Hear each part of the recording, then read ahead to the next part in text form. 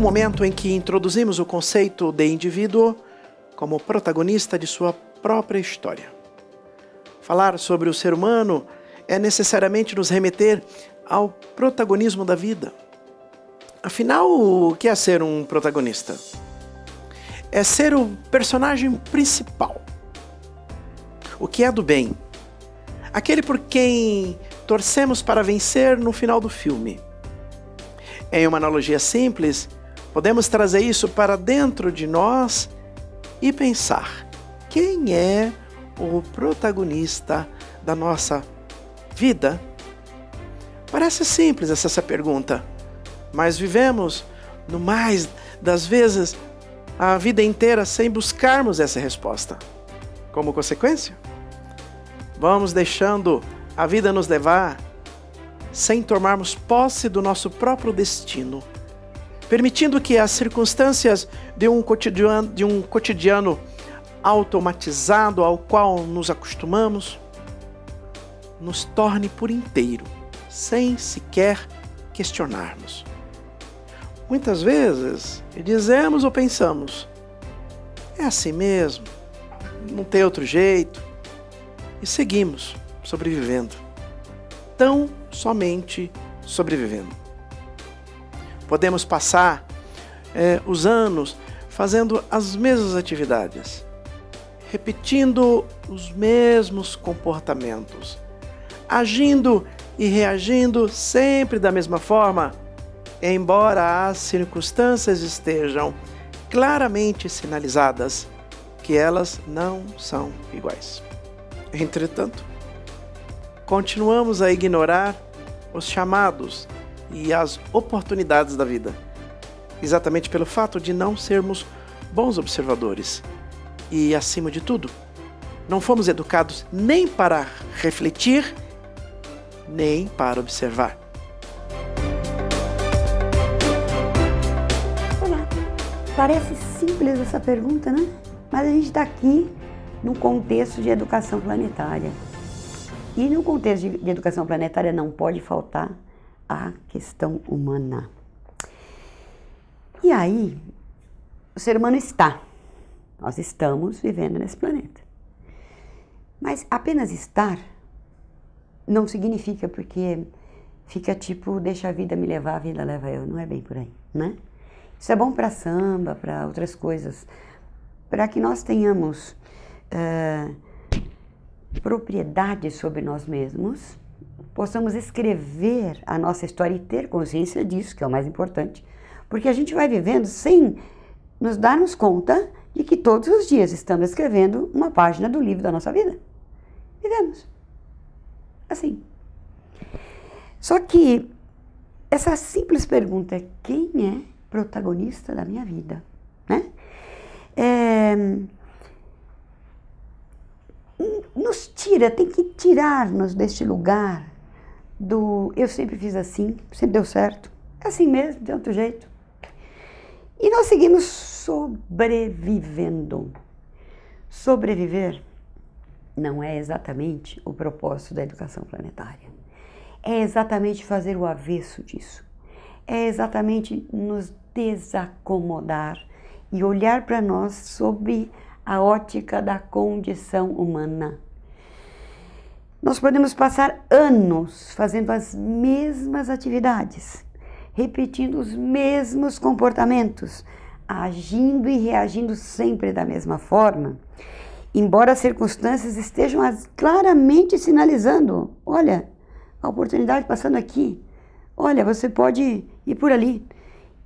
Mas a gente continua a ignorar esses chamados, continua a perder oportunidades na vida exatamente pelo fato de não sermos bons observadores. O que é que eu disse lá atrás, na aula anterior? Ensinar essa criança a ser observadora. Isso é extremamente importante. E observador, repara, não é aquele que fica olhando como é que o outro está vestido e se liga na aparência. Não, não, não. Eu estou dizendo para que a gente não tenha um cotidiano automatizado. Eu estou dizendo para que a gente mude, não é? de reagir dessa mesma forma, né? E parar para escutar os chamados da vida, que nos pede fazer diferente, fazer de outra forma. Vamos ler a natureza. Olha para um lugar bem bonito da natureza. Imagina uma paisagem, aquela que você mais gosta. Você está vendo uma porção de folhas e plantas todas iguais, na mesma tonalidade? Todas as flores da mesma cor? A natureza é rica.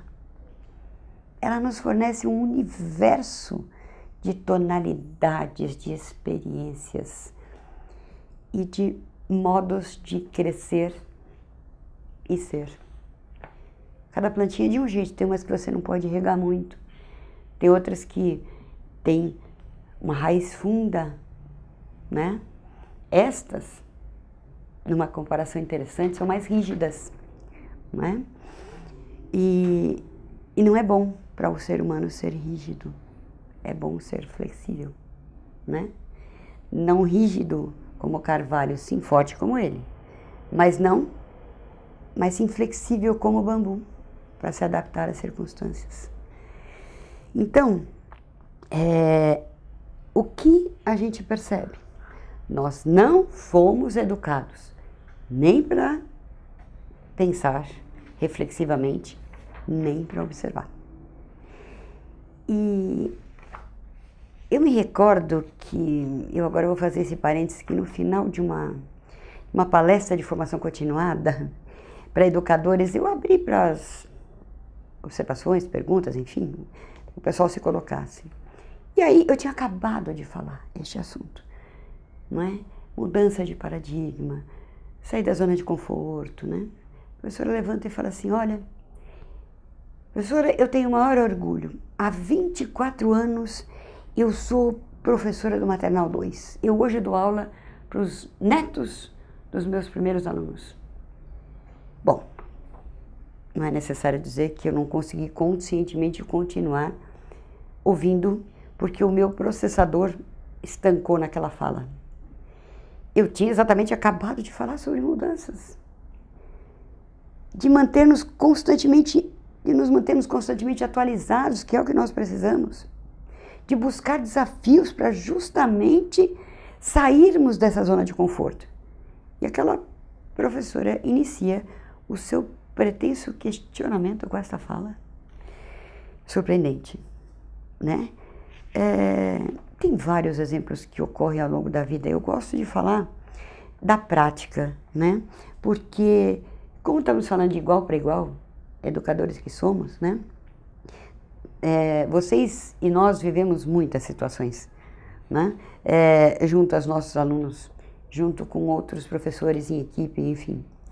Então, a gente está, muitas coisas, né, ao longo da vida. A gente está professor, de repente você está coordenador, de repente você está palestrante, né? No momento em que eu estava coordenadora, eu fiz uma reunião com a minha equipe de professores e logo depois de eu haver proposto uma revisão, um repensar, um planejamento em espiral, de forma crescente, que tivesse aberturas, que tivesse flexibilização, eu solicitei o pronunciamento do grupo, né? Então, ao invés de eu ouvir boas e novas ideias, o que veio de forma recorrente foi o seguinte: a gente sempre fez assim, sempre deu certo. Para que vamos mexer em time que está ganhando? Isto são frases feitas, são velhos ditados repetidos impensadamente. Porque é mais confortável, porque é mais fácil. São a exata receita da nossa renúncia ao protagonismo. Não queremos ser protagonistas. Queremos só reproduzir? Então, é a internalização de tudo aquilo que é paradigmático, que é posto e dado como pronto e acabado. É aquilo que me deixa engessado. Então, eu diria aqui pra gente, que tal a gente pensar em sair desta forma, mudando esta forma? Aí sim, eu estou fazendo um outro movimento, eu estou olhando para a vida sob outros ângulos, não é? Então, o que emerge disso que a gente falou? Uma necessidade muito grande de nós revermos os nossos conceitos, derrubar paradigmas, questionar as razões. Eu não posso aceitar que alguma coisa é porque é. Pega as tuas crianças da tua sala de aula. Diga para ela, faça isso, faça aquilo. Ela vai te perguntar por que eu tenho que fazer isso. Ela não vai te obedecer. Não porque ela esteja te desacatando, mas porque ela quer encontrar uma razão, que é o que devemos fazer a vida toda. O que é, por exemplo, uma pessoa em depressão? É alguém que não está encontrando razão para estar no mundo. Ela começa, às vezes, passiva. Quando o indivíduo se desanima, por qualquer da cavinhada ele se desanima, podendo até chegar a um ponto de estagnação mesmo, né? De não querer mais fazer coisa alguma. Então, essa necessidade de rever os nossos conceitos, de derrubar paradigmas, questionar as razões, é o que nos mantém vivos em interação com o outro, com o meio e comigo mesmo. Isso é protagonismo, né? A gente não pode aceitar passivamente os hábitos, os conceitos que nos são impostos e muito menos os preconceitos. Aqui eu abro uma janela séria de reflexão. Não cabe no cidadão planetário nem juízo de valor, nem preconceito. Não há espaço para preconceitos na visão da educação planetária, de maneira alguma, né? Falamos lá no começo, somos cidadãos habitantes de um mesmo planeta. Temos uma estrutura física, fisiológica, emocional, anatômica, que só muda tamanho, proporção, enfim, mas somos todos uma só característica, uma só raça humana, né? Essa é a raça existente. Paulo Freire deixava isso bem claro. Eu ainda me conformo que em algumas coisas você tem que preencher cor da pele, raça. Cor da pele de quem? Raça para mim é poodle, dog alemão, siamês, né? Mas humano, não, né? Então, nós temos que começar a pensar um pouquinho sobre nosso cotidiano, nossas crenças limitantes. Qualquer bom coach te fala sobre crenças limitantes, aquelas que te mantêm fechados sempre na mesma atitude, no mesmo lugar, na mesma inação, né? E isso pode nos conduzir a pequenas derrotas a princípio, depois talvez elas aumentem, né? Somadas, várias pequenas derrotas podem nos deixar à beira de um conformismo que chega bem pertinho da mediocridade. E eu digo que simplicidade é maravilhoso, humildade também. Agora, a mediocridade é a opção. Um educador jamais deve optar pela mediocridade. Quer ser medíocre? É se contentar com o raso, é fazer o que todo mundo faz, porque todo mundo faz, e sem questionar, né? Como a vida é dinâmica e não é estática, educação tem que ser dinâmica. Então, a nossa atitude tem que ser uma constante dinâmica, né? Haja vista a própria natureza que nos dá lições direto, né? Diárias, de renovação. É preciso voltarmos a repensar, então, essa questão humana. Nós não nos percebemos como sendo repetitivos demais, comuns demais, inconscientes demais. E tudo isso aparenta ser demais, porque eu faço demais, realizo demais, trabalho demais, me faz ser de menos. É triste, né? Menos criativos, menos reflexivos, menos proativos, menos resilientes, menos conscientes, enfim, menos felizes.